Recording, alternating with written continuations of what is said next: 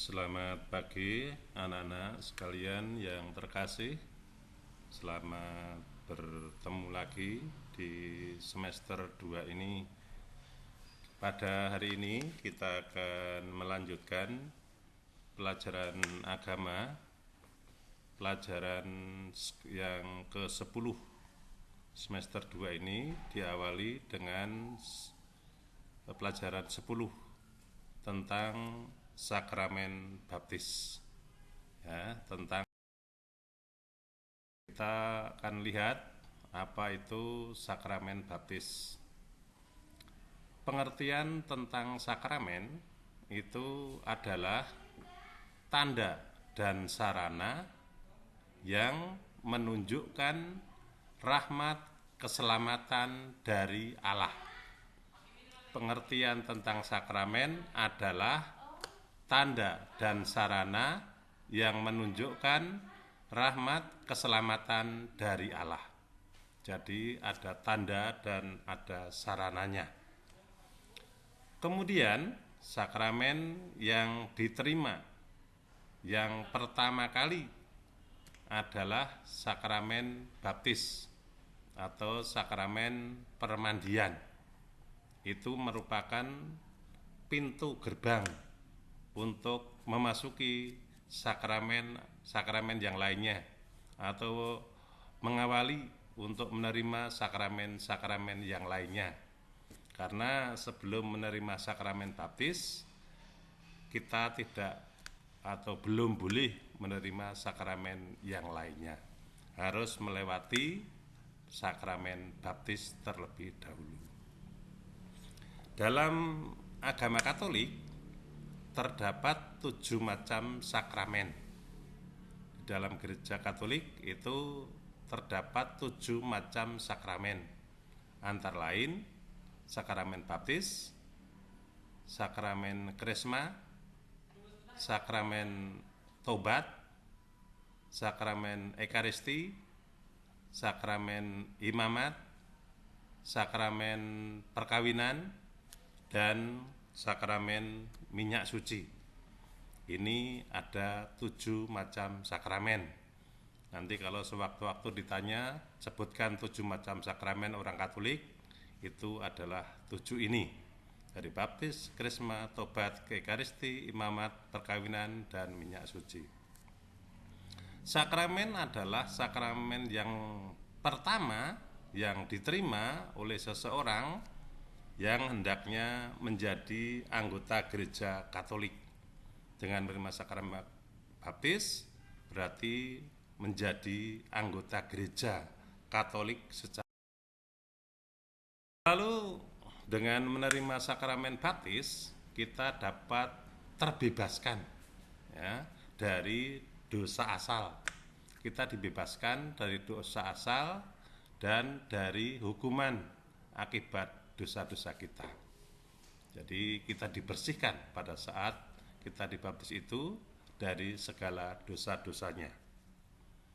Kemudian sakramen yang dapat diterima sekali untuk seumur hidup dari 7 macam sakramen itu adalah ada 3. Yang pertama itu adalah sakramen baptis, yang kedua itu sakramen krisma, dan juga sakramen imamat.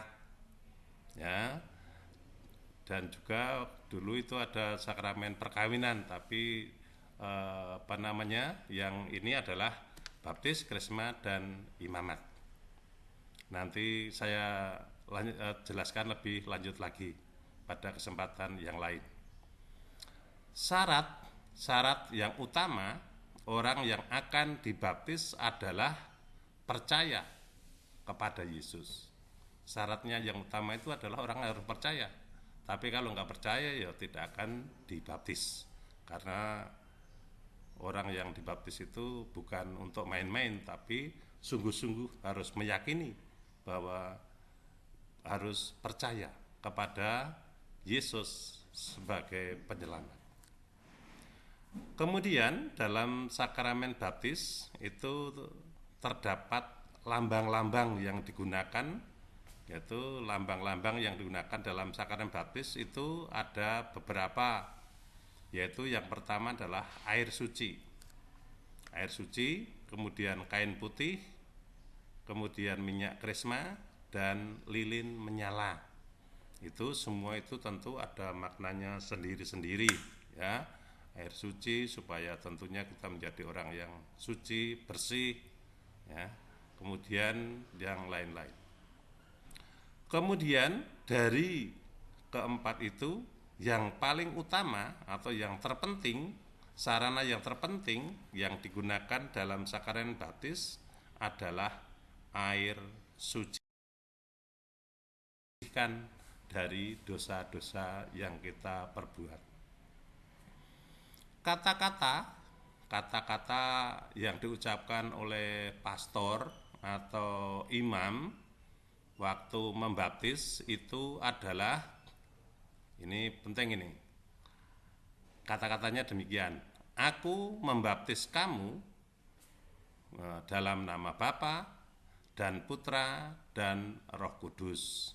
Ya, aku membaptis kamu itu namanya siapa? Misalnya namanya Ignatius, ya. Ignatius, aku membaptis kamu dalam nama Bapa dan Putra dan Roh Kudus.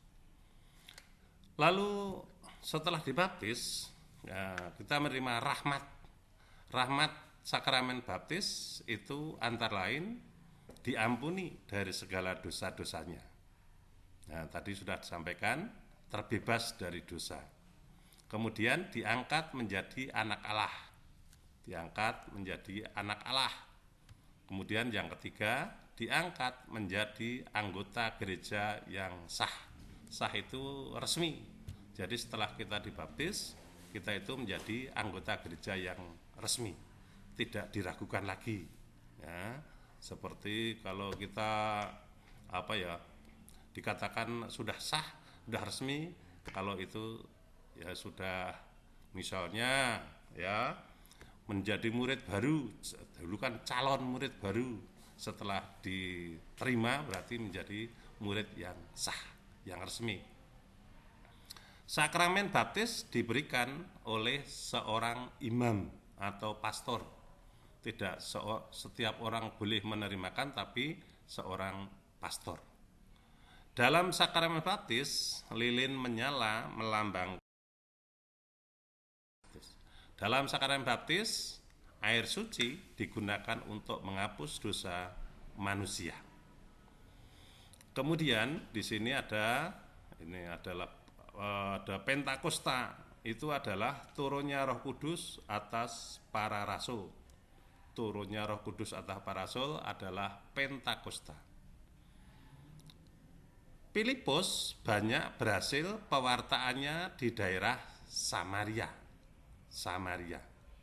Ya, pada waktu itu kitab yang dibaca oleh sida-sida adalah kitab Nabi Yesaya. Kemudian sida-sida itu dibaptis oleh Yesus karena dia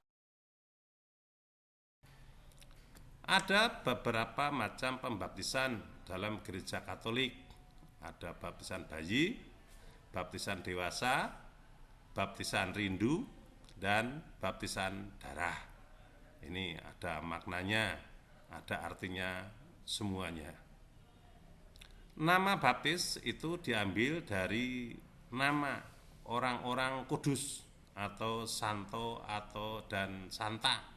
Itu adalah orang-orang kudus. Santo santa itu adalah orang kudus. Nama orang kudus laki-laki yaitu namanya santo. Nama orang kudus perempuan yaitu santa. Ya. Tujuan kita mengambil nama baptis dari santo santa atau orang kudus adalah untuk mencontoh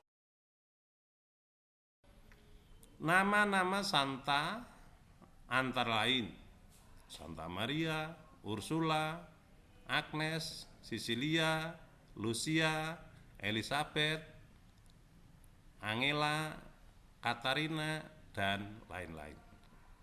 Lalu nama-nama santo antara lain Santo Yosef, Agustinus, Aloysius, Ignatius, Yohanes, Thomas, Paulus, Petrus, wah masih banyak sekali. Ya, itu nama-nama santo. Kita mendapat nama baptis supaya menjadikan orang kudus sebagai pelindung kita, menjadi teladan kita melalui hidup baru dalam persekutuan anak Allah. Hidup dalam persekutuan. Ya. Kemudian kita lihat bahwa Simon ketika menjadi murid Yesus diberi nama baru, yaitu Petrus. Ya, Petrus itu adalah murid Yesus yang menyangkal Yesus sampai 3 kali. Itu ya, itu mereka mempunyai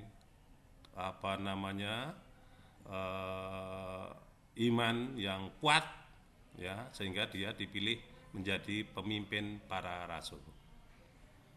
Walaupun kita sering gagal untuk hidup sesuai dengan nama para rasul, tapi kita tidak boleh putus asa yang mendapat julukan Sang Mesias adalah Yesus sendiri. Jadi kita selalu meyakini ya kepada Yesus sebagai Sang Penyelamat, Sang Penebus, Anak Allah. Terima kasih. Pelajaran agama hari ini cukup sampai di sini dulu. Besok dilanjutkan lagi. Dan setelah pelajaran ini selesai, dilanjutkan nanti mencatat rangkuman materi pelajaran 10. Tolong ditulis yang bagus dan rapi biar mudah dipelajari. Akhirnya selamat belajar, tetap semangat, Tuhan